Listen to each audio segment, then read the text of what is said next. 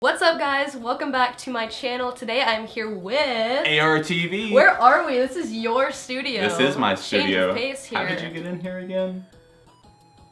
Through the window. Oh.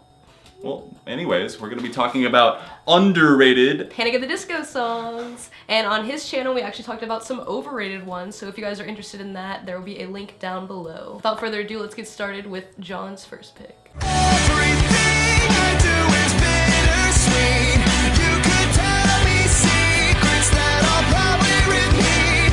I'm not trying to hurt you, I just want to speak.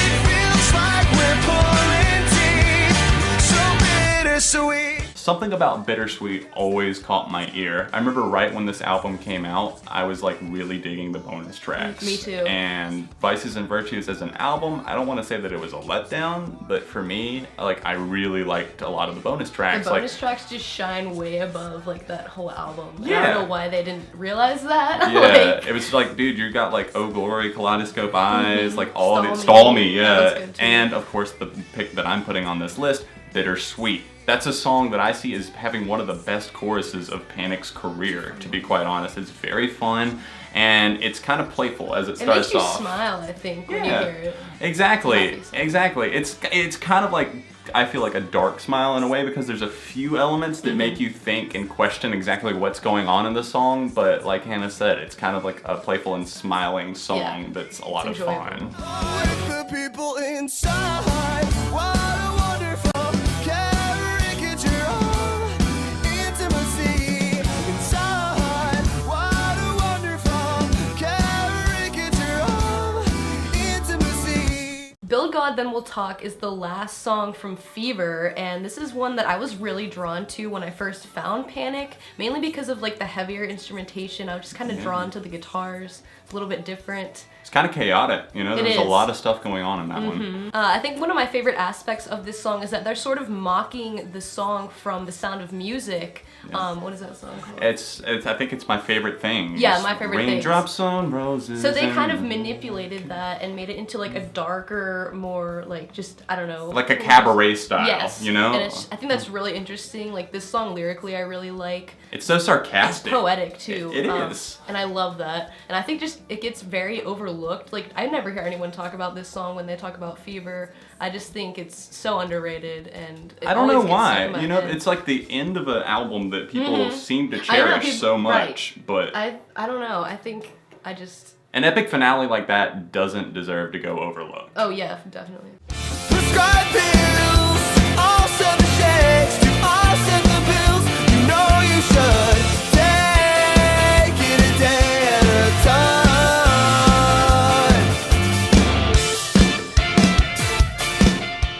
Not only do I love the title of this song because I'm a sucker for a good rhyme, Nails for Breakfast, Tax for Snacks is a track that I've constantly come back to off of Fever. It's another one that obviously I feel like doesn't get mentioned. No one ever talks about I'll even this. hear like Tables or else London mentioned before I hear Nails for Breakfast, Tax for Snacks for whatever reason. But I like the use of auto-tune on this track. Yeah, the vocal manipulation. Exactly. It's not like you're obviously trying to like perfect your voice. It's used for like an It just effect. makes it sound different. Yeah, exactly. But in a good way. Not super processed, it's not like full on, but it's one of those tracks that I feel like you start focusing on the lyrical content and paying attention to more of what Brendan was singing on this track as a result. But the auto-tune's not used like all throughout the entire song. No. It kind of like fades off, It's subtle. and we get like pre-chorus, and then it starts to build up prescribed pills to offset the that pain. so Yeah, I do much. too, and it feels like a kind of a statement on like maybe something personal, but at the same time also how we are in life. Like, you know, you need Right. pills, you need alcohol, whatever else you need. Like,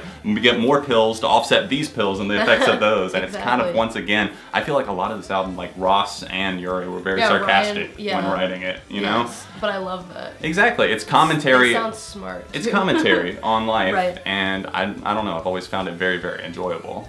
When I look in her eyes, well, I just see the sky. I don't love you, I'm just passing the time. You could love me if I knew how to lie. But who could love me? I am out of my mind. She Had the World is one of my all-time favorites from Pretty Odd, and just overall because this song is so different. I think instrumentally there's a lot of like orchestral elements and there's a harpsichord, which is so different. I just think they were doing a lot of experimentation with that, and that's why I love it so much. I feel like I'm just sitting down to like a fancy, elegant tea party, sipping Yeah, on that my does tea, kinda have that or vibe whatever. to it. I like that, and it just seems like kind of like a whimsical thing, and it's got a different vibe to it, especially because there's two vocalists. Ross handled the chorus on this one, and I think he sounds fantastic So here. good. He's got a great voice, and obviously he sings on Pretty Odd, you know, doing backing Yeah, vocals here and there. more than ever. And I'm not a huge fan of like what I've heard about kind of the recording process and how Yuri kind of felt like held down by him whenever they were like making it and making him feel like he wasn't maybe that great of a vocalist, Yeah. when actually he is very, very talented. Especially on this song, you know, I think their voices definitely complement each other, Yeah. going back and forth. It just sounds like really beautiful, honestly. I would It's have a liked to really have pretty seen song. more of this style, though, please. Like, I would have liked to have seen that. And obviously, Ross has left that door open, and they've kind of like teased at like maybe something someday. I know, don't get your hopes up, Raiden fans. Don't. But you never know. Really thought that you'd come tonight while the crowd hangs heavy on either side. Give me one last kiss for we're far too young to die. We're far too young to die. This may come as a shock to a lot of Panic fans, but this has actually become my favorite song from them, at least as of now. It obviously fluctuates, Yeah. but Far Too Young to Die is fantastic. I love the vibe of this song. It's more electronic in nature, but it's got such a fervent and passionate chorus on it, and I love the darkness kind of building up I to think that. it's like almost addictive to listen to. It kind of puts you in a trance almost when you hear it. It's definitely Yeah. grown on me because around the time when this album came out, I wasn't too into it, but definitely now when I come back to it, I definitely listen to this song a lot more. It almost sounds like kind of like a metronome opening up Yeah. with the kind of clicks, Yeah, and yeah. then the bum bum bum. I like that singular keys, and There's a lot of different elements in here that make it sound so unique and just. I think a huge thing that makes it unique is the lyrical content on Yeah, it, and I it love the seems lyrics. like infatuation in a way, and then at the same time, like, you know, holding on to somebody, holding on to the moment Yes. before like love or time or whatever it may be fleets. I think it also sounds very 80s driven. Like obviously this whole album was influenced by the 80s, but this one you can definitely tell by that keyboard in the background. Yeah. It sounds very 80s. It kind of fits with the Vegas theme of Yeah, the record Vegas. as well, because you think of that, and I love the kind of references that he's using here. Like, I love the wordplay. Like, I'm twisting Yeah, so allegories good. now, I love that lyric. and it drew me in. I quote that all the time. I'm sure if you guys good follow me on Twitter, I probably said it like 3 or 4 times, and you're probably like, stop. But I love that part of it, and also there's another part that I feel like gets overlooked, because if you like don't listen to the full song, you might not hear the guitars getting a Yeah, little bit more it picks aggressive. up. towards Yeah, the I end. love that. It's got an intensity, and then Change that last pace. chorus when he's singing, I never really thought that you'd come tonight, it feels that much more like energetic, passionate. Powerful. You feel it that much more, and I love whenever a song can evolve like that. Ever since we met, I only shoot up with your perfume. It's the only thing that makes me feel as good as you do. Nearly Witches has been one of my favorite Panic songs for so long, ever since Vices came out, just mainly because of the really catchy and fun chorus, I think. How many of you guys actually remember the demo that was released of this song back in 2008? There was actually some mixtape that Fall Out Boy released, and there was an unfinished demo of this song that Panic actually scrapped for an album that they were trying to write in 2008, before Pretty Odd actually happened. Obviously, Brendan and Spencer actually finished this song, and I think it turned out beautifully. It did. It's got In a my lot opinion. of, like, I really like the guitars on this song. It's kind of got like an off-kilter pace that you don't exactly see coming. It's not like, you know, like Yeah. maybe like your typical song setup, but it works really, really well. Yeah, like it kind of has two different parts. Like Yeah. the chorus is completely different from like the leading verses that come up to it, and also in the very beginning we have that children's chorus coming in, Right, which is exactly. kind of cool too. They come in at the end. Whenever you can use an element like that and make it not sound predictable, or like just like, oh my god, they're using a not,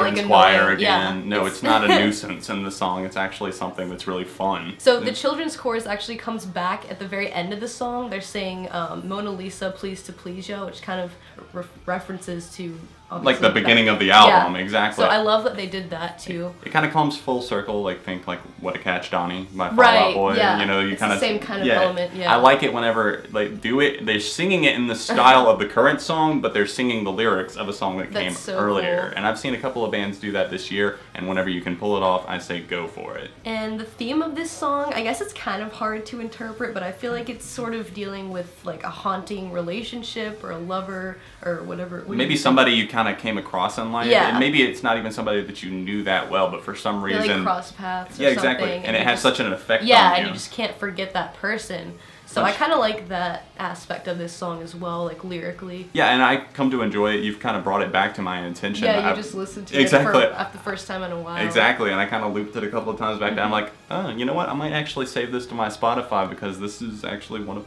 Panic's better songs, I would have to say, especially off of this album. Yeah, definitely. Thank you guys so much for watching. Give this video a thumbs up if you did enjoy it, and don't forget to check out the overrated Panic at the Disco songs we did on his channel. And what do you even do on your channel? I mean, like, I review music and I like talk about like things that I really enjoy. Like, I have a series 7 on Sunday, which is where you'll see this video. If you go watch the overrated songs, I do that every single week. Every week. I talk about 7 various things. Like, I've got like top 7 1975 songs coming out, that sort of thing, etc. And I talk about all sorts of stuff, track Music reviews. fan Music. here. You like music. Just like me. Exactly. So if you're curious, Subscribe. it's down there in the description. It is. It's true. Go look. But thank you guys so much for watching. I hope you enjoyed, and I will see you guys next time.